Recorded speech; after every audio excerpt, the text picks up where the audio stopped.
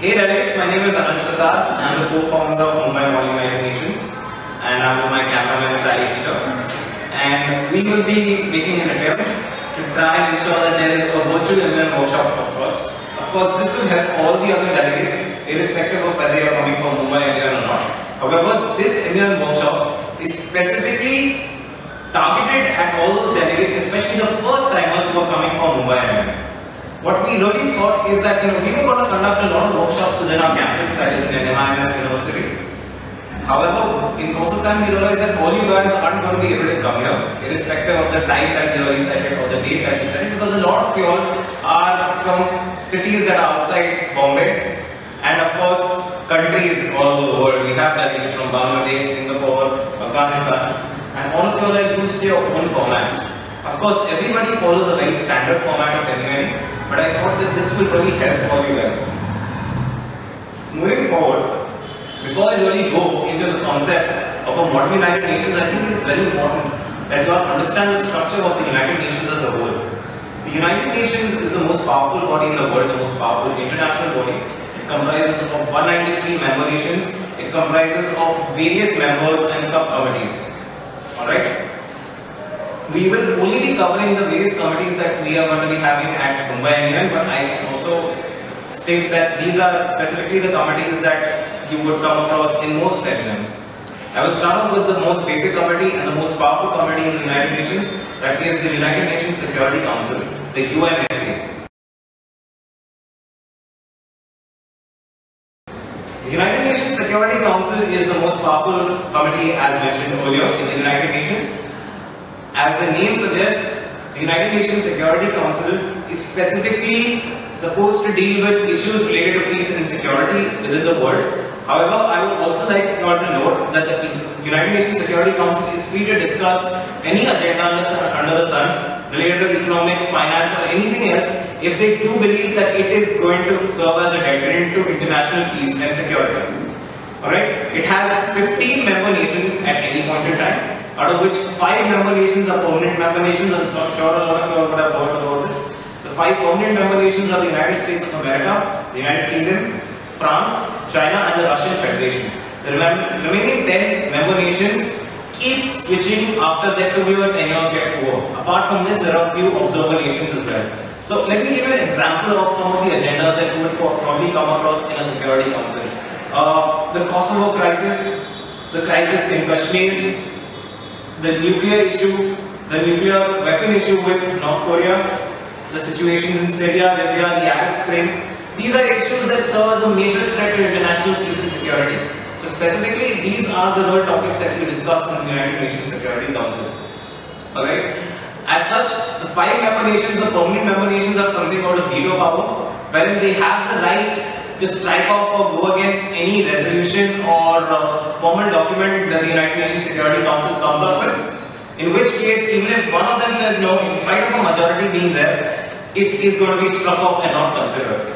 Alright? However, as far as Mumbai MUN is concerned, we will not allow any delegates representing permanent member nations to exercise their veto powers.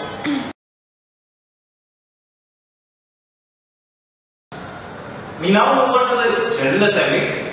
As most of you all would know probably, the General Assembly is the biggest committee in the United Nations. All 193 member nations have some sort of representation in each of the subsections of the General Assembly. As far as the subsections are concerned, there are 6 subsections of the General Assembly. There is the General Assembly First Committee, Second Committee, right up to the 6th Committee. I will be going committee-wise. However, I would like to tell you that the committees of the General Assembly that are being simulated in Mumbai MUN are the General Assembly First Committee, Second Committee, Third Committee and Fourth Committee.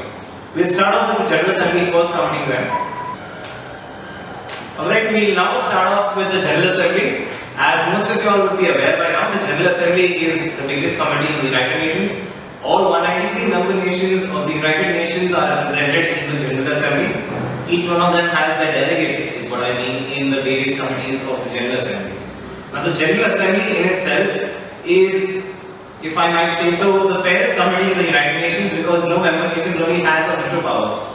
It is basically the biggest platform for discussion among all the member nations. They discuss upon various issues and their recommendations are then forwarded to the Security Council. right? So there are a lot of issues in the world. There are economic issues, there are financial issues, there are security related issues, disarmament. So in order to make discussions more convenient and streamlined, the General Assembly is basically divided into 6 parts. So there are 6 subcommittees of the General Assembly.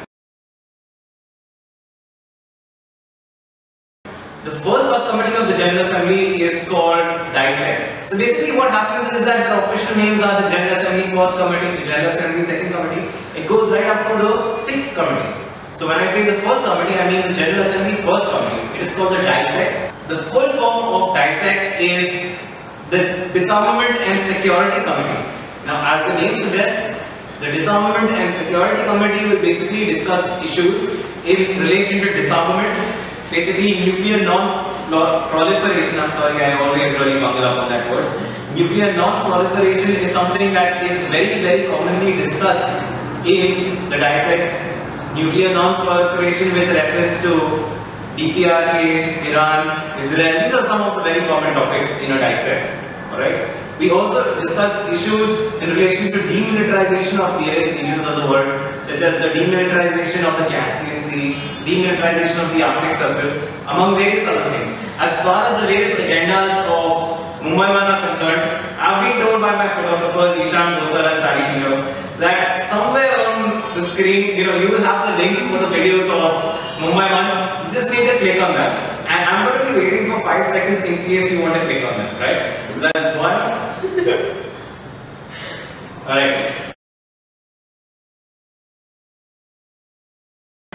We now move on to the second committee, that's the United Nations General Assembly second committee, which is the ECOFIN. The full form of ECOFIN is the Economic and Financial Committee. As the name suggests, issues in relation to economic and financial issues are already discussed in the ECOFIN. A very common topic, very raging topic, if I might really call it that is the euro debt crisis. That is the major financial issue that has rocked the entire world. Once again the link, so we'll wait for 5 seconds.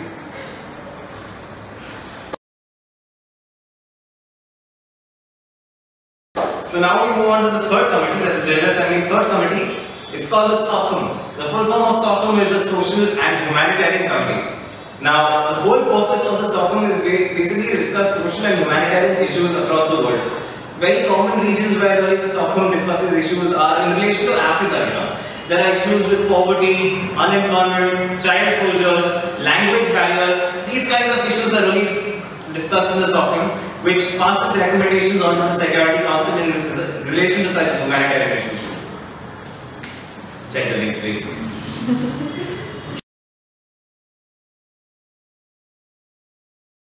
So right, delegates, we shall be moving on to the United Nations General Assembly Fourth Committee, that is the SPECPOL. The full form of SPECPOL is the Special Political and Colonization Committee.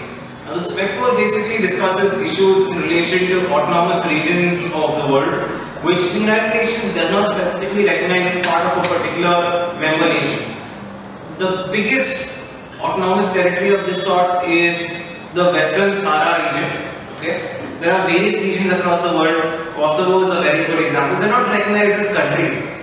They are autonomous territories, So discussing the issues that various countries have in relation to having these territories acceded to their territory and issues of that sort. Basically, these are the kinds of issues that we discussed in this SPECPOL.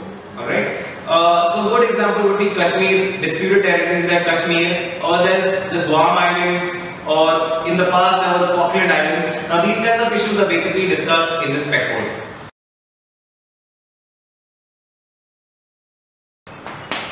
I will only name the 5th and the 6th committee because we are not really covering it in Mumbai MUN. The 5th committee of the General Assembly, that's the United Nations General Assembly 5th committee, is called the Budgetary Committee. Now that is the committee which gives recommendations on allocations of budget for various issues, be it the UNPK, that is United Nations Peacekeeping Forces, or the World Health Organization, or various subcommittees of the United Nations. Alright, that's what the United Nations 5th committee does. And the 6th committee is the United Nations 6th committee. It's called the Legal Committee. Now it gives recommendations on legal issues across the world. And yeah, this is basically what the 6th committee does. So we have 6 committees, right? There's the Dissect, ECOFIN, SOCOM, SPECPOL, Budgetary Committee, and the Legal Committee, right? So we have covered all sections of the United Nations General Assembly.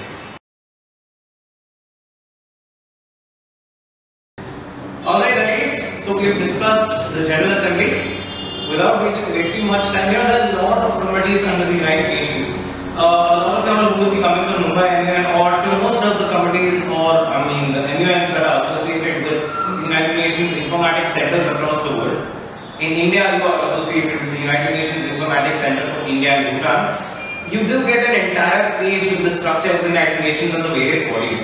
Now, I really don't have much time to cover all of these, so we will only be covering 3 more committees. We will cover the United Nations Human Rights Council. Alright, so the United Nations Human Rights Council or the Human Rights Commission, to be more precise, discusses issues in relation to human rights violations across the world.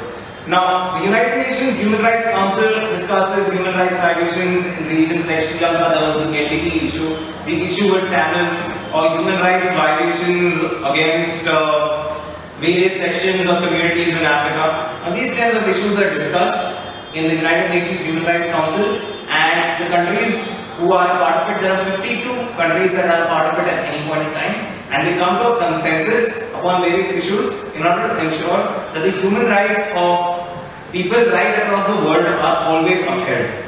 You can please follow the link on some part of my screen, alright, to really go and access one of the UNHRC videos.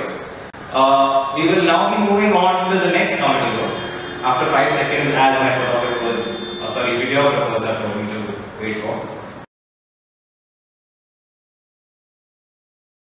And I guess it is 5 seconds now. So we will now be moving on to the UNESCO. So the UNESCO, the full form of the UNESCO is the United Nations Educational, Social and Cultural Organization. That is UNESCO. Now, as the name suggests, we discuss educational, social and cultural issues. Now, when we really look at the UNESCO, we really talk about the UNESCO, the first thing that really comes to our mind is all the great monuments across the world. In India, one of the greatest monuments is of course the Taj Mahal. Now, such monuments are really looked after, ensured that the culture of the country that is associated with such great monuments is upheld, and these monuments are always in the best possible condition. So the UNESCO basically deals with such issues, ensuring that the culture of various member nations is upheld, the great monuments of the past are restored or are kept in the best possible condition. Educational and social issues are also discussed in the UNESCO.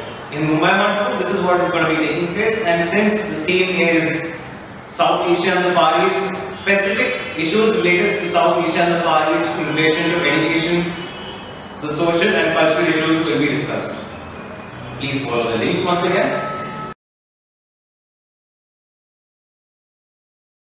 We now move on to the last committee. It is once again a very important committee. However, I might want you all to know, I must tell you all that this is really not a United Nations committee, this is a regional committee. What started happening in MUNs over the past couple of years, past few years, is that we started simulating regional committees as well. They're called special committees. And since our theme is South Asia and the Far East, we will be simulating one of the most important regional committees in South Asia, that is the SAARC. The full form of SAARC is the South Asian Association for Regional Cooperation. As the name suggests, it is a regional platform for all the South Asian nations. There's India, there's Pakistan, there's Bangladesh, there's Sri Lanka, there's Nepal, Bhutan, a lot of other South Asian nations. This is a platform for them to discuss issues that specifically result in various kinds of problems across South Asia. It also ensures further cooperation, further brotherhood among them. It is analogous, if I might say so, to the Eurozone or to the Arab League or to the African Union to an extent, and it is very important. The SAARC also has various observers. The United States of America is an observer, China is an observer, the European Union is an observer, and there are various other observer nations. Now, the entire structure of the SAARC is slightly different. However, for the benefit of delegates, we shall be following basic UN procedure. However, all the delegates will be representing their foreign ministers of the respective countries. So let's say you are a delegate of India, it means that you are the foreign minister of India. Right, delegates? Nonetheless, now we will move on to the actual UN procedures, MUN procedures. I hope this detailed discussion on the various committees, the basic structure of the United Nations was something that really helped her. But we will now be getting to the crux of the issue, that is MUN procedure.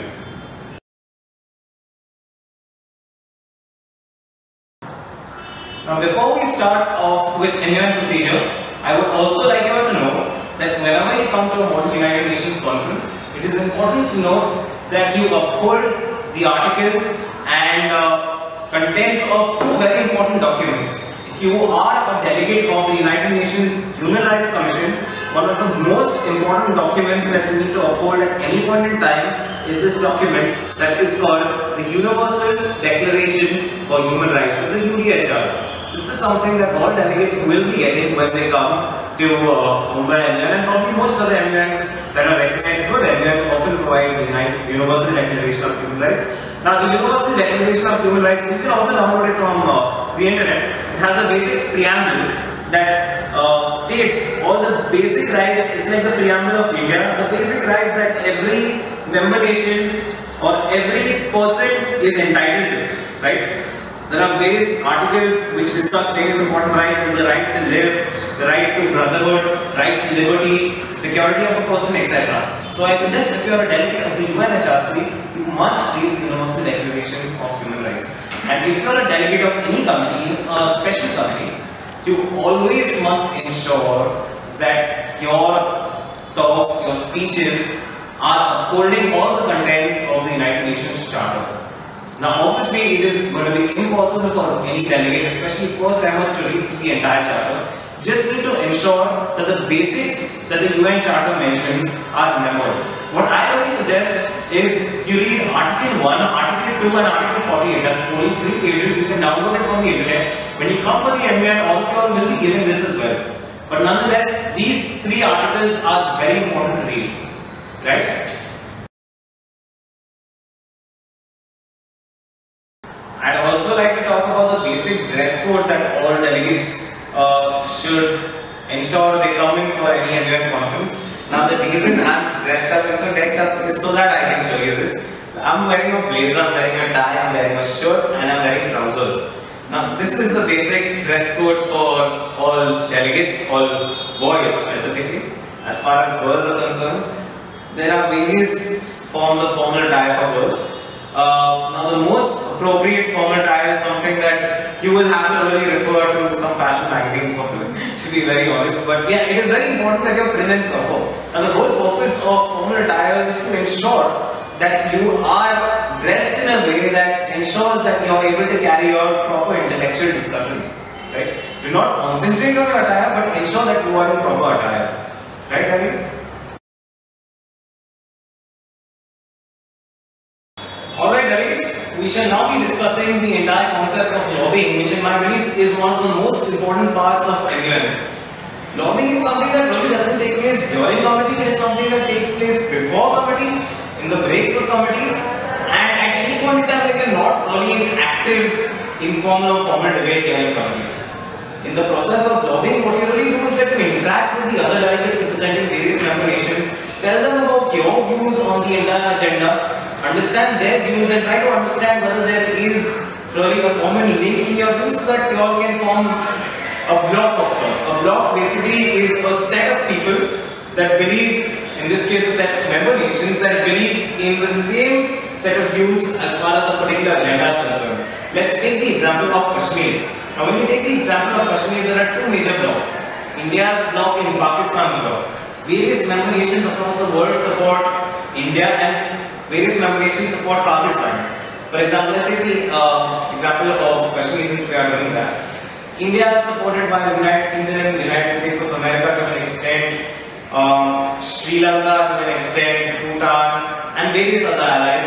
Pakistan is supported by China, the Democratic People's Republic of Korea, that is North Korea, and various other nations. Now what happens really is that when you are going to an MUN, probably just before committee starts, it is important that you interact with all the delegates in your committee so that you understand what are their views on this issue. And the smaller countries, please know that all the countries are not just the United States of America and United Kingdom. There are 193 member nations. Some of them are smaller member nations who won't really have a major view or a lot of importance as far as a particular agenda is concerned, but it is very important for you all to know that you already take their views into consideration and make them support your views. It is only when you make them support your views that you can make a formal document at the end of the MUN, ensure that it is in your favor, right, delegates? And plus, when you have a block supporting your committee, it really serves your purpose a lot more. So lobbying is very important. Make sure that you interact with delegates. You are well researched as far as the topic is concerned, as far as your research over your country is concerned, as well as some of the research of the other member nations, right? So lobbying is very important. The second point I will come to is research. As far as research is concerned, this is how you really go about researching on a particular agenda or when you are a part of a particular committee. Let's take the example of the issue of the South China Sea being discussed in the Security Council. Now, when a delegate really goes to an MUN, what's most important for him to do is first to understand the composition of the United Nations Security Council, understand all the member nations who will be represented by various delegates in the Security Council that he is going to simulate, understand the entire agenda with reference to the South China Sea. Most MUNs have study guides. Mumbai MUN has very comprehensive study guides. Please go through them. You will understand the issue to a much greater extent. After that, you will need to start researching using the internet, understand various events that are taking place, a basic timeline in relation to the issue, what has happened in the past 5 years or past 5 months or whatever it is. Understand, keep abreast with the entire issue, be completely updated about the issue, and once you are completely updated about the issue, the next most important thing to do is understand your country's policy, your country's views with respect to the agenda. With respect to the South China Sea, if you are the delegate of India, you need to understand who you are supporting. You are supporting claims of Vietnam, you are supporting claims of Japan, or whichever country. You need to understand who your allies are and what the views of your country are. Once you understand the views of your country and you understand who your allies are, it will be way easier for you to really debate. Right? You need to understand your foreign policy, various acts or various steps taken by a country in relation to the South China Sea, which is the delegate of India. What has India done with respect to the South China Sea issue? How they have sent ONGC vessels are carrying out various research or exploratory activities in various parts of the South China Sea. So these kinds of things are really things that you need to be discussing or understanding. So research is not something that is supposed to take long, or you don't need to have rich pieces of research. You need to have structured research. You need to research about the committee. You need to research about the entire agenda. After that, you need to research about your country and its foreign policy, and finally the various steps that your country has taken with respect to the particular agenda. If you do have time left, also try and research about the views of the various other member nations in the Security Council along with you. Right, audience? So this is as far as research is concerned. So I've covered two various important parts of MUN procedure, that is lobbying and research. Now I will come to what really happens in a committee. So when you come to committee delegates, there is somebody who is sitting at the dais, that is at the podium. Now the person sitting at the dais is called the chairperson or the president, and he or she, I don't need to be sexist, he or she has various members who are helping him in order to moderate debate. All these members together are called members of the executive board. You're supposed to respect them, and you need to know that their views and their decisions on any issue in relation to the MUN are final. Right? They will be the moderators of your debate. They will be ensuring that the committee is moving forward with respect to the debate. They will be ensuring that there is discipline in committee, and they will be the people who are adjudicating upon the various points that you are bringing up. Right? They will also be the people who will be judging you on the basis of your points and your speeches or other things. Some of your lobbying skills are very important. These are the kinds of things on which they will be judging you. Right, Alex? So it is important for you all to know that you adhere to all the rules, procedures and regulations set down by the executive board. Right? The executive board generally comprises people who are extremely experienced, and please note the executive board will always be very well read upon the issue. So they will be well researched, and they will be having a rapporteur who will be supporting them with reference to various facts that you all bring up. So try not to bluff in committee. Right? So there's the executive board and committee, and all of you all will be seated across the entire classroom or the room as delegates of various member nations. Each one of you all will be given a placard. will be looking, it will resemble something like this. It will have the name of your country, and this is what you are supposed to raise if you want to speak. Now in an MUN, you do not have permission to speak out of turn. You have to be recognized by the executive board. Once you are recognized by the executive board, it is only when you raise your placard, by the way, that you are recognized by the executive board. Once you are recognized by the executive board, it is only then that you are given the opportunity to speak. Right, guys? So please note that you adhere to this basic rule of raising your placard if you want to be recognized.